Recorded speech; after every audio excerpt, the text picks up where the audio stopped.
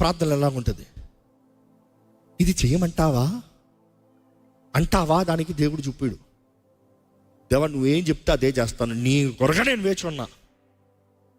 అప్పుడు దేవుడు చూపిస్తాడు. ఎందుకంటే చాలామందికి దేవుడు చెప్పేది బెటర్ ఆప్షన్ ఏమో, ఆప్షన్గా దేవుని దగ్గర రావద్దు. నువ్వేమంటావు అదే, నువ్వేమంటావు అదే.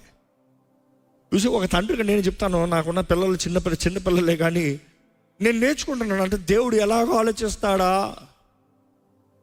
కొన్నిసార్లు వారు కొన్ని విషయాలు కొనాలన్నప్పుడు, daddy want me to buy this or this అంటే నీ ఇష్టం రా అని చెప్పి పోతామంట. ఎందుకంటే నా దృష్టిలో రెండు వేస్తే, కానీ నేను రెండు వేస్తున్నాను కూడా బాధపడతారా.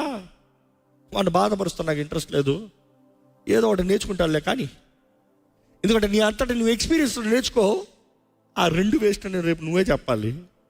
నేను చెప్తే నీకు బాధ అయిపోతుంది. కానీ కొన్నిసార్లు అంటారు, మా పెద్దోడు నువ్వు చెప్పు, నువ్వు ఏదంటే అదే అంటాడు.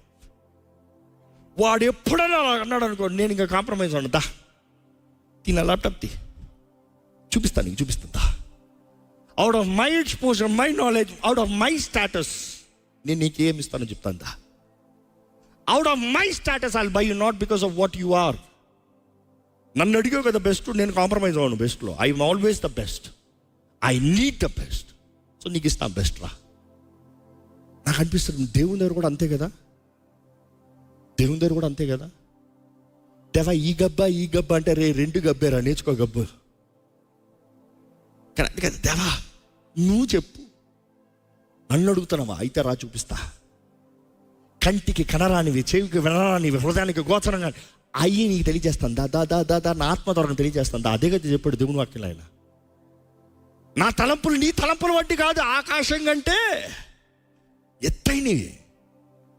But it is you saying God your will, నీ చిత్తం. Come with blank paper, not with filled paper. దేవుని దగ్గరకు వచ్చి సైన్ పెట్టించుకుని ఆథరైజేషన్ చేయించుకోవాలని రావద్దు.